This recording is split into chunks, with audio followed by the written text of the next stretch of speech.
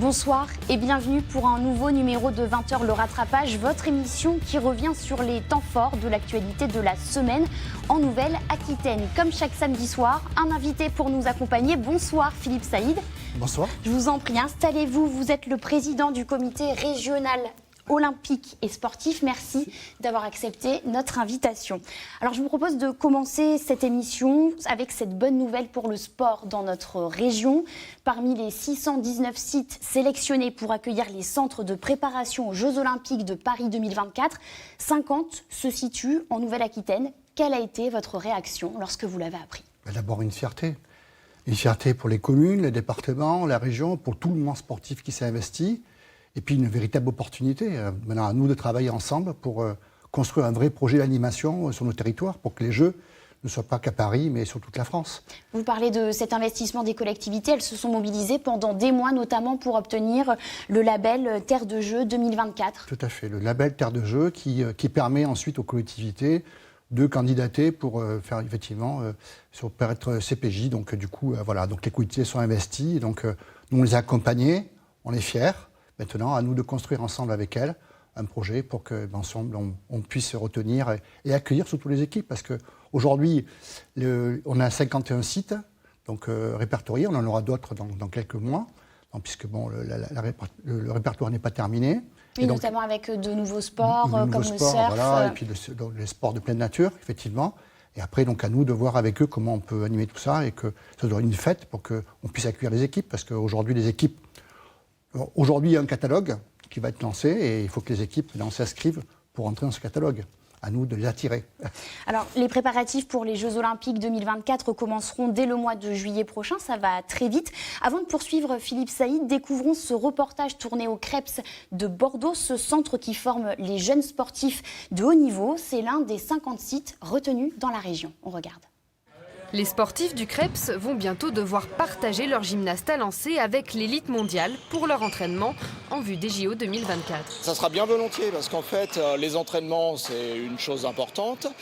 Mais les matchs, la confrontation, la diversité des adversaires qui sont proposés, c'est essentiel pour la progression. Donc là, c'est une belle opportunité d'avoir des équipes étrangères qui viendront sur le Creps s'entraîner. Le site a été élu avec 619 autres en France pour être l'un des lieux de préparation aux Jeux Olympiques et Paralympiques de Paris. 19 sports pourront être pratiqués au sein de l'établissement.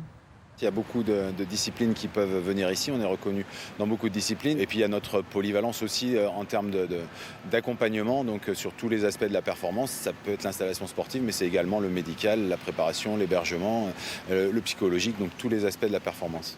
Dans le sud-ouest, 28 lieux ont reçu le précieux sésame, comme le stade Armandie à Agen ou le stade d'eau vive de Pau. Grâce à son pôle nautique, Libourne pourra aussi rayonner à l'international en accueillant les meilleures équipes d'aviron et de canoë-kayak sprint. Ça fait des JO de Paris, des jeux qui embrassent l'ensemble du territoire français. C'est-à-dire qu'on ne cloisonne pas les jeux à Paris, mais on permet aux collectivités bien éloignées de Paris comme Libourne de s'approprier très concrètement ces jeux. Il faudra maintenant user de ses meilleurs atouts pour séduire les délégations étrangères. Mais quoi qu'il en soit, le Sud-Ouest sera bien une terre de sport olympique dans les prochaines années. Alors, on vient de voir le Creps de Bordeaux, mais il y a aussi celui de Poitiers qui va s'afficher à l'image. On voit bien les investissements qui ont été réalisés, travaux, cours d'anglais pour le personnel, j'ai lu dans certains endroits. Comment ça va se passer maintenant ? Il va falloir séduire les délégations internationales pour les attirer chez nous ? Oui, tout à fait. Donc aujourd'hui, il y a un catalogue qui va être lancé dans le cadre des CPJ. Ensuite, le COJOP va diffuser ce catalogue aux fédérations internationales. Et après, chaque fédération internationale prend dans ce catalogue pour pouvoir ensuite aller sur les sites. Donc après, à nous d'attirer des fédérations. Et justement, qu'est-ce qui va nous permettre de tirer notre épingle du jeu en Nouvelle-Aquitaine ? Alors, le cadre déjà. Je pense que le cadre est aussi la Nouvelle-Aquitaine attire. D'une part par le climat, mais aussi par l'accès. L'accès rapide, ensuite, parce que avec un réseau routier, un réseau aérien qui est rapide, donc on peut ferré, facile pour se déplacer. On a un accueil chaleureux des collectivités, on a un savoir-faire. On a un savoir-faire au niveau de l'organisation avec les fédérations. On a de nombreux championnats internationaux qui se passent dans notre région, donc on sait accueillir des délégations étrangères. Et on a déjà aussi un réseau avec les fédérations pour que, du coup, on puisse attirer les équipes nationales de chaque pays. À nous maintenant de le faire ensemble, parce que effectivement, il y a 51 sites. Je pense qu'on arrivera à dépasser peut-être les 60, mais à nous d'essayer de ne pas travailler chacun de notre côté et de pouvoir vouloir attirer chacun de son équipe de son côté sans qu'il y ait une cohérence. Il faut qu'il y ait une cohérence de territoire. Et là-dessus, le mouvement olympique, le mouvement sportif avec les ligues, vont pouvoir accompagner les collectivités. Et c'est pour ça qu'on a créé une association d'ailleurs, avec la région Nouvelle-Aquitaine, qui s'appelle Ambition 2.24, qui est là pour justement soutenir les collectivités et mettre en place un projet d'accompagnement pour que justement il y ait une cohérence territoriale et que chacun s'y retrouve et que surtout les Néo-Aquitains s'y retrouvent et que les jeunes s'y retrouvent. Parce que c'est ça l'intérêt, c'est que la fête soit une vraie fête et que les jeunes puissent l'approprier cette fête à travers les Jeux qui vont se passer donc à Paris, mais aussi à travers les équipes qui viendront dans notre région.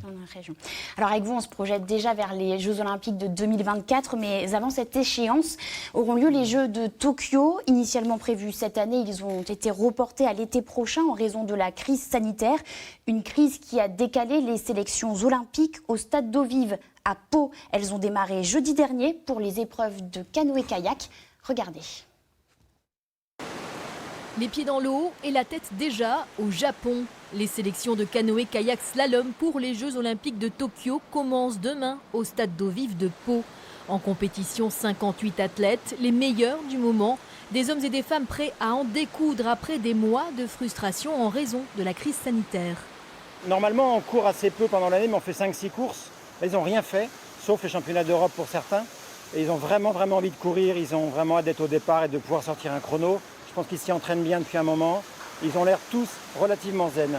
Une place sera attribuée dans chacune des 4 catégories en compétition. Parmi les favoris, Cédric Joly, champion du monde 2019, ou encore Denis Gargaud-Chanu, champion olympique 2016. Un plateau de très grande qualité. La différence se fait mentalement. Physiquement, ils sont forts, techniquement, ils sont bons. Après, c'est au départ, il faut poser le cerveau sur le ponton, partir, pas réfléchir et faire le plus vite possible jusqu'en bas sans toucher. Donc c'est ça le challenge. Donc les qualités, pour être dans ces qualités-là, il faut beaucoup travailler. Il ne faut pas faire que du bateau, de la musculation, du footing. Il faut aussi travailler tout le côté mental et préparation de course pour bien réussir. Les sélections olympiques de canoë-kayak slalom, c'est à suivre en direct sur Noah dès demain, 13h15 et jusqu'à dimanche en fin d'après-midi. Philippe Saïd, vous êtes vous-même sportif, votre sport c'est le judo. Alors vous imaginez probablement l'état d'esprit de ces athlètes, ils n'ont pas pu s'entraîner ou participer à des compétitions pendant cette période de confinement. Vous imaginez leur état d'esprit? Ah oui, pour eux c'est difficile, mais les Jeux pour un athlète c'est quand même l'aboutissement. Donc je pense qu'ils vont faire tout le maximum pour se dépasser et puis arriver à justement malgré tout, malgré la perte d'entraînement qu'ils ont pu avoir, parce qu'ils ne sont pas les seuls dans ces conditions. Donc il y aura, je pense, égalité dans les pays pour que chacun puisse trouver sa place et que nos athlètes français puissent, surtout en canoë, parce que la France est un pays de kayakistes. On a Tony Estanguet qui a été un champion olympique plusieurs fois et qui aujourd'hui est président du comité olympique donc du COJOP, et qui est de Pau, justement du site de Pau. Donc on a un bel exemple et on aura d'autres exemples, j'en suis sûr, à travers ces sélections, et que pour les Jeux de Tokyo, on aura la France qui va encore mouiller au jeu et qui montreront les couleurs de la France au plus haut niveau. Alors on parlait de cette période de confinement, il y a aussi la crise sanitaire qui se poursuit en Nouvelle-Aquitaine, même si la tendance est à la baisse, le virus circule activement. 389 personnes sont toujours hospitalisées dans notre région. De mauvais chiffres qui ont poussé les organisateurs du marathon de La Rochelle à annuler l'événement qui était prévu le 29 novembre prochain. Philippe Saïd, votre réaction juste après ce reportage. Ils ont voulu y croire jusqu'au bout, mais la dégradation sanitaire dans le pays aura eu raison de leur optimisme. Les 6000 participants inscrits cette année ne prendront pas le départ du marathon de La Rochelle. Les organisateurs viennent d'annuler l'épreuve, le cœur gros. Après avoir accepté le port du masque pour les coureurs au départ et à l'arrivée, après avoir réduit la jauge des sportifs accueillis, le principe de réalité l'a emporté. Même en Charente-Maritime, le taux d'incidence grimpe. La vigilance par rapport au coronavirus doit donc être une priorité. L'édition 2020, celle de la fête et des 30 ans, est donc reportée à 2021. Les engagés recevront des nouvelles des organisateurs dans les jours qui viennent. Ils auront la possibilité de prolonger leur inscription, de se la faire rembourser ou de faire un don de la somme à l'association du marathon. La Rochelle rejoint donc la longue liste des épreuves annulées cette année, tout comme Paris, Berlin ou New York. Philippe Saïd, décidément, c'est un sale temps pour le sport. Un sale temps, tout à fait. Oui. C'est très, très, très dur pour les organisateurs d'annuler un événement tel que celui-là, qui est le deuxième marathon de France, après celui de Paris. Hein. Donc c'est sûr que là, sur le plan sportif, d'une part, sur le plan d'animation du territoire, parce que le marathon, ça anime, les gens sont contents, ils viennent vivre une fête, et puis sur le plan financier. C'est-à-dire que pour un organisateur, perdre autant d'engagement financier va être difficile. Et c'est vrai que moi, dans le reportage, vous le dites, et moi j'engage les associations et les parents ou les dirigeants ou les participants à faire un don. Parce qu'une association... Justement, le ministère des Sports avait lancé une campagne. Tout à fait, une souscription là-dessus. Et c'est aussi un moyen d'accompagner le mouvement sportif, parce qu'aujourd'hui, il est en grosse difficulté, de vouloir systématiquement redemander un remboursement. Ça va être compliqué pour les associations et ça va les mettre en difficulté. Alors je comprends que ce soit les licenciés ou les participants, les manifestations, quand on paye une adhésion, on se dit on voudrait avoir un service, sauf que ce n'est pas un service comme un autre, un club sportif. C'est d'abord une adhésion, on adhère à des valeurs, et donc du coup, ces valeurs-là n'ont pas de coût. Donc du coup, moi j'engage les Néo-Aquitains à s'engager dans ce sens-là et à favoriser les valeurs du sport en faisant un don. Vous parlez des clubs, il y a aussi les salles de sport. Je pense notamment à celles de l'agglomération bordelaise qui ont été fermées pendant 2 semaines.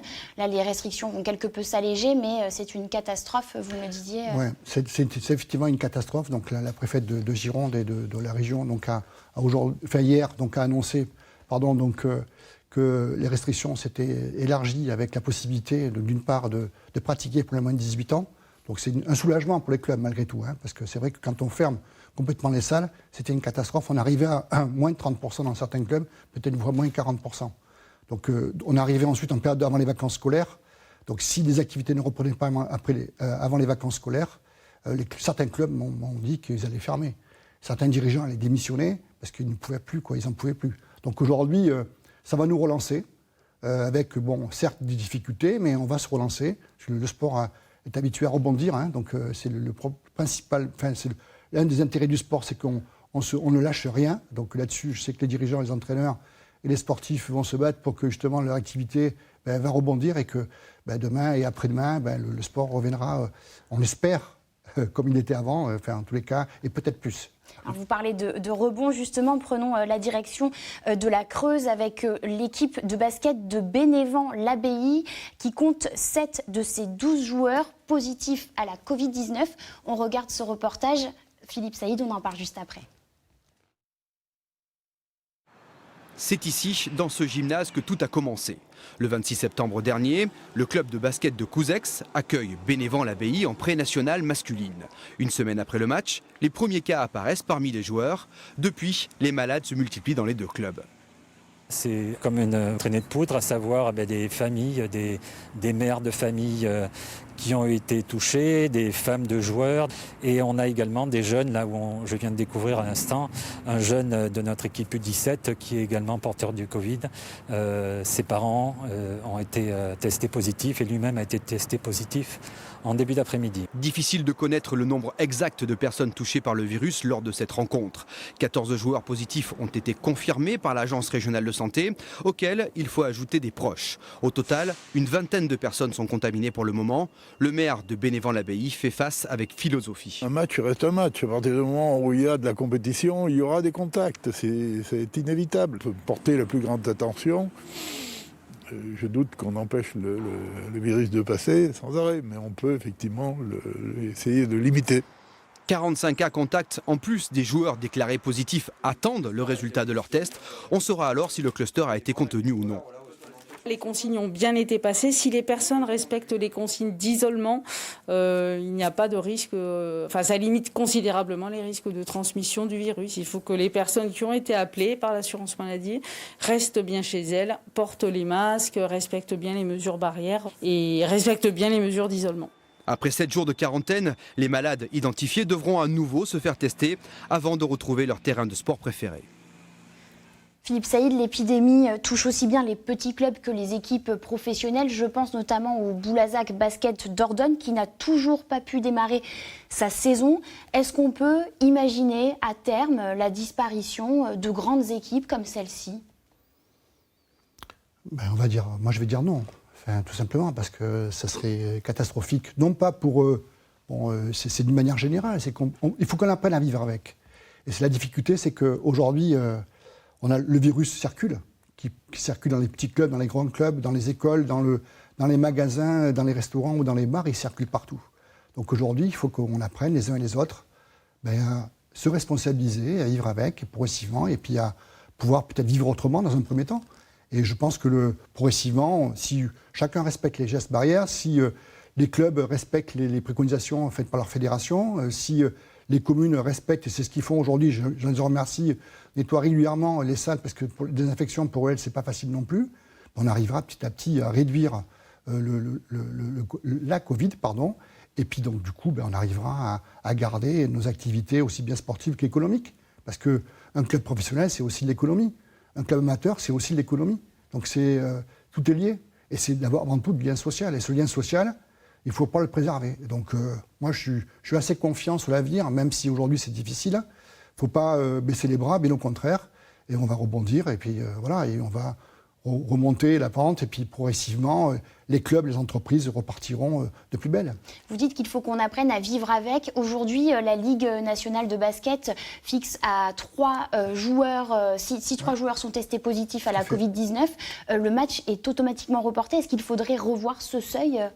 Non, je pense pas, moi. Je pense pas, parce que le fait de vivre avec, ça veut dire qu'il faut aussi respecter des conditions sanitaires qui sont assez drastiques. Donc la santé est primordiale. Donc le fait que la fédération internationale, ou la Ligue préconise cette limite-là, je pense qu'il faut la respecter et ne pas aller contre cette limite-là. Ça ne sert pas à grand-chose de vouloir systématiquement aller contre. Mais à terme, on se dit que le championnat ne reprendra peut-être pas de sitôt. Je ne suis pas sûr, parce que ça fait quand même 4 matchs reportés pour le BBD. Oui, c'est vrai, mais je pense qu'on va y arriver. Petit à petit, je pense qu'en respectant les consignes, en respectant les gestes barrières, on arrivera petit à petit à repartir et à refaire des matchs. C'est sûr que pour le BD, c'est pas facile. En plus, moi, j'habite en Dordogne, je connais bien le club, je connais bien les dirigeants, je sais les difficultés qu'ils ont. Mais je suis convaincu que ça va repartir et qu'ils vont faire une belle saison en suivant. Alors, les cas se multiplient et pourtant les protocoles sanitaires sont stricts, que ce soit dans les clubs sportifs, vous dites, mais également dans les entreprises. Résultat, il y a un secteur qui se porte plutôt bien pendant cette période de crise sanitaire, celui du nettoyage et de l'entretien. Exemple avec ce reportage tourné à Couzex, près de Limoges. Rien ne lui échappe. Tous les midis, Khadija nettoie les espaces communs de cette agence de communication. Tout ce que les gens vont toucher donc avec leurs mains. Et donc nous, on doit le désinfecter parce que donc ils sont plusieurs à utiliser la salle. Donc plusieurs à toucher les poignées, ouvrir pour se servir du micro-ondes, prendre ce dont ils ont besoin dans les placards, comme la bouilloire. Voilà ce qui touche essentiellement avec leurs mains, les points de contact. Une nouvelle tâche pour cette chef d'équipe, rendue indispensable par la crise du coronavirus. Face à la situation sanitaire actuelle, c'était d'assurer les conditions d'hygiène et de sécurité pour l'ensemble des salariés et donc de prévoir avec la société d'intervention une deuxième intervention entre midi et 2 pour s'assurer d'un nettoyage complet. Comme Khadija, 15% des salariés de cette entreprise de nettoyage ont vu leur temps de travail augmenter. D'autres sociétés d'entretien ont quant à elles fait le choix d'embaucher. Cette petite entreprise limougeaude a doublé son personnel depuis le confinement, mais les bons profils sont difficiles à trouver. Recruter a été un gros problème, oui, tout à fait, parce que certaines personnes avaient peur, ce qu'on peut tout à fait concevoir et comprendre aisément, et puis des gens qui voulaient pas intervenir et peut-être se mettre en danger. Car le métier d'agent d'entretien n'est pas un métier facile, surtout avec la Covid qui alourdit les horaires et les conditions de travail. En moyenne, un technicien de surface gagne 1 500 € par mois. Philippe Saïd, les préparatifs des Jeux Olympiques 2024 commenceront dès le mois de juillet prochain. Alors, vous attendez, j'imagine, de voir comment la situation sanitaire va évoluer. Mais est-ce que vous anticipez certains protocoles sanitaires? Où est-ce que vous en êtes à ce niveau-là? Alors, aujourd'hui, chaque fédération a mis en place des protocoles par rapport à leur sport. Donc après, effectivement, en fonction de l'évolution de la Covid, si elle évolue dans un sens ou dans l'autre, les préconisations évolueront également avec, et en fonction des préconisations également par région. Donc là, aujourd'hui, on est en situation d'attente, puisqu'on veut savoir comment évoluera la Covid, et puis en fonction de l'évolution, on mettra en place les protocoles qui vont avec. Est-ce que vous n'avez pas un peu l'impression de vivre avec une épée de Damoclès au-dessus de la tête? C'est évident qu'aujourd'hui, on est toujours un jour, chaque jour suffit sa peine, et donc c'est vrai qu'on entend, et là on entend la préfète qui a annoncé qu'on pouvait ouvrir les salles, en 15 jours, peut-être que ça sera remis en cause. Donc aujourd'hui, effectivement, c'est compliqué de se projeter à moyen terme, même sur une saison, quoi, hein. C'est vrai. Alors on poursuit notre tour d'horizon de l'actualité de la semaine en Nouvelle-Aquitaine avec ce paysage de désolation. Vous allez le voir à Châtelaillon-Plage en Charente-Maritime où le passage de la tempête Alex le week-end dernier a laissé des traces. Vous allez le voir. Une plaie béante sur près de 3 km de côte. C'est le visage de la plage de Châtelaillon après le passage de la tempête Alex et la houle violente de ce week-end. Triste spectacle pour les promeneurs du jour. Tout avait été refait cet hiver, pendant le confinement, et c'est dramatique parce qu'on avait une magnifique plage et là il y a tout à refaire. Moi j'ai connu la tempête Xynthia et il n'y avait pas ce genre de choses, c'était pas produit déjà, donc pourquoi là? Et comme ça, c'est inimaginable, quoi. La plage a été créée en 1984 pour protéger les biens et personnes du secteur en cas de forte houle. Son entretien tous les 6 ans coûte 60 000 € par an, financé en partie par la commune et la communauté d'agglomération de La Rochelle. C'est surtout en fait une protection importante pour la commune, avant d'être un coût. C'est dérisoire par rapport à ce que l'on protège au niveau bien sûr de ces habitations qui sont derrière nous et des habitants, et ça c'est je pense l'essentiel. C'est comme si vous avez des pare-chocs sur une voiture, c'est comme si vous avez des airbags, c'est un peu la même chose, c'est-à-dire que heureusement qu'on a ces plages qui nous permettent de pouvoir dormir tranquille. Les opérations de reprofilage de la plage sont prévues pour durer 3 jours. Nous sommes toujours sur le plateau de 20h, le rattrapage en compagnie de Philippe Saïd, le président du comité régional olympique et sportif. Restons à l'océan et direction les Landes avec ce portrait, celui de Kaoli Vast, surfeur prodige qui chaque année quitte Tahiti, son île natale, pour s'entraîner à Osgore en vue des JO 2024. Regardez. Ce jour-là, à Hossegor, quelques grands noms du surf français profitent d'une belle session automnale.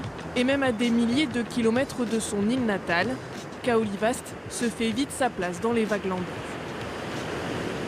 En juillet dernier, toujours à Hossegor, il remporte la Coupe de la Fédération devant le local Johan Duru, en signant en finale la note maximale de 20 sur 2 tubes parfaitement maîtrisés.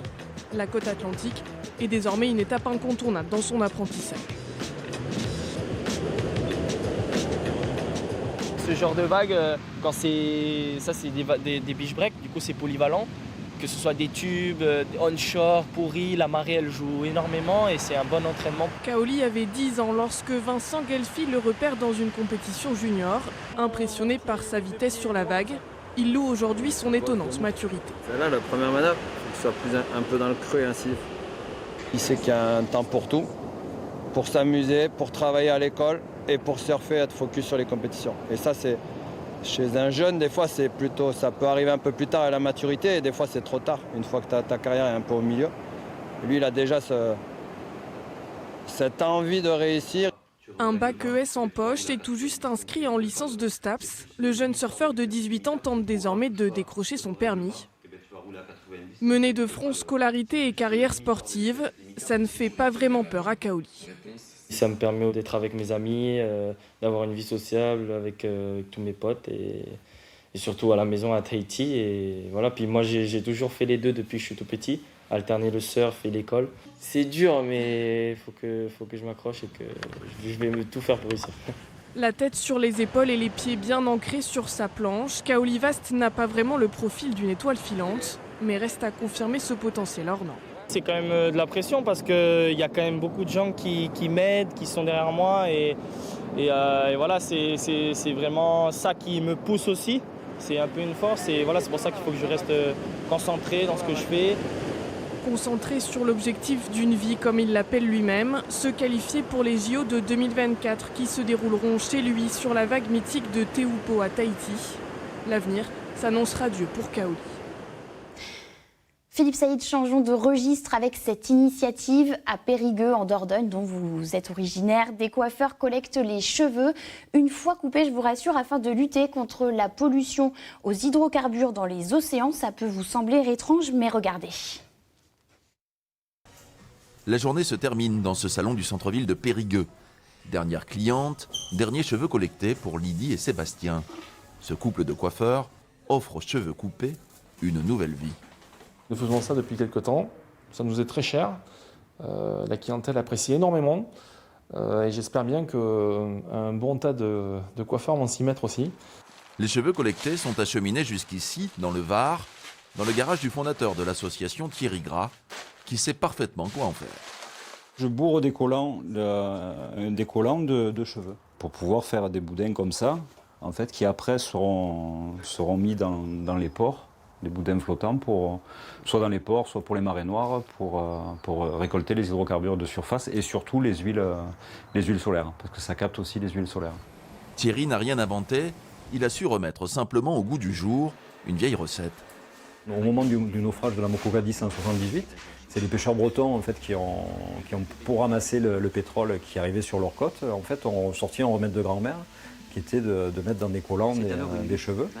Et après, ça a servi à ce moment-là. Et quand il y a eu l'explosion de Deepwater aux États-Unis, en fait, il y a eu une association qui s'est créée aux États-Unis, Matter of Trust, qui a repris en fait le concept breton à ce moment-là. Mais la deuxième vie du cheveu ne s'arrête pas là. L'avantage du cheveu, c'est qu'il est lavable, donc réutilisable. Ensuite, au bout de quelques fois, on le réutilisera soit en renforçateur dans des matériaux, que ce soit plâtre, béton ou autre chose, ou en isolant. Dans les maisons, dans les murs. En fait, c'est une matière qui a été très utilisée et qui a été remplacée par le plastique. Comme Lydie et Sébastien, 4 autres coiffeurs de l'agglomération périgourdine recyclent ainsi les cheveux. Ils sont 3000 en France. C'est bientôt la fin de cette émission. Avant de se quitter, Philippe Saïd, direction Limoges avec le tournage du film Irréductible, une comédie réalisée par Jérôme Commandeur, avec au casting Christian Clavier et Gérard Darmon. L'aéroport de Limoges transformé en plateau de cinéma et en aéroport suédois. Si vous regardez autour de vous, on voit un aéroport suédois. Regardez les boiseries, ce pain naturel, faut se concentrer, mais on va y arriver. Dans le film, le personnage joué par Jérôme Commandeur voyage beaucoup, contraint et forcé. Ce fonctionnaire des eaux et forêts à Limoges est la cible d'une inspectrice ministérielle chargée d'écrémer la fonction publique. Lui, il est fils, petit-fils, arrière-petit-fils de fonctionnaire et il va s'accrocher. Donc elle va le muter dans tous les endroits possibles et imaginables du globe. Et sauf qu'en Suède, il va rencontrer l'amour, etc., etc. L'amour, il le trouve avec Laetitia Deutsch, ravie de venir tourner un deuxième film à Limoges, après Gaspard va au mariage au parc du Rhénou. J'aime l'ambiance de la ville, j'aime le Duc Étienne, chez Alphonse, le Zigzag, j'aime la nuit à Limoges et les soirées. Jusqu'à vendredi, le tournage va se poursuivre dans différents lieux de Haute-Vienne, mobilisant plusieurs dizaines de figurants. Je vais jouer une passagère dans un premier temps. Et puis après, nous allons aller dans un restaurant très chic. Donc là, je serai une convive dans ce restaurant. Voilà. Plusieurs lieux en Haute-Vienne, dans Limoges, du style la préfecture, les rues, la gare. Après, on va aller se promener un peu vers Saint-Priest-sous-Aix. Nous allons aussi aller à Bersac-sur-Rivalier et pour finir à Villefavard. L'équipe du film s'envolera ensuite pour la région parisienne, les Alpes et la Réunion. Sortie prévue sur les écrans le 8 décembre 2021. Avant de commencer cette émission, vous m'avez confié ne pas être retourné au cinéma depuis le déconfinement. Est-ce que ça vous donne envie d'y retourner ? Ah oui, tout à fait. Après, c'est problème de temps, mais c'est vrai que ça me donne envie parce qu'il faut d'abord relancer aussi l'économie du cinéma. Et puis, c'est tellement agréable. C'est tellement agréable de rêver donc, à travers un film. Donc, je ne demande que ça, d'y retourner. Merci beaucoup, Philippe Saïd, de nous avoir accompagnés ce soir. Je le rappelle, vous êtes le président du comité régional olympique et sportif. Et merci à vous de nous avoir suivis. On se retrouve la semaine prochaine pour un nouveau numéro de 20h le rattrapage. Passez une très belle soirée sur Noah.